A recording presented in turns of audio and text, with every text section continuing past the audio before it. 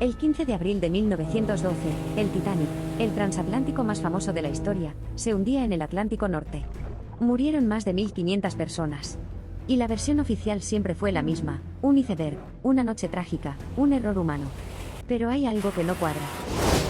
Algunos historiadores y expertos en navegación llevan años sugiriendo una teoría que suena a locura, pero que está documentada. El barco que se hundió podría no haber sido el Titanic. Podría haber sido su gemelo, el Olympic. Ambos barcos eran prácticamente idénticos. Mismos materiales, misma distribución, mismo diseño.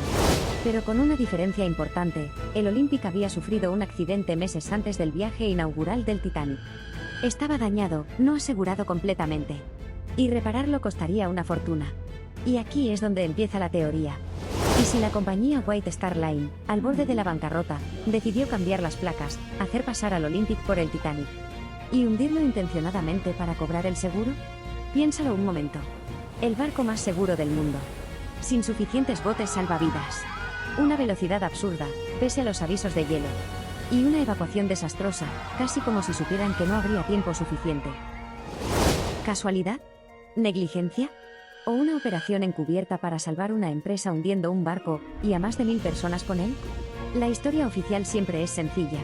La otra es la que incomoda. ¿Tú qué crees que ocurrió?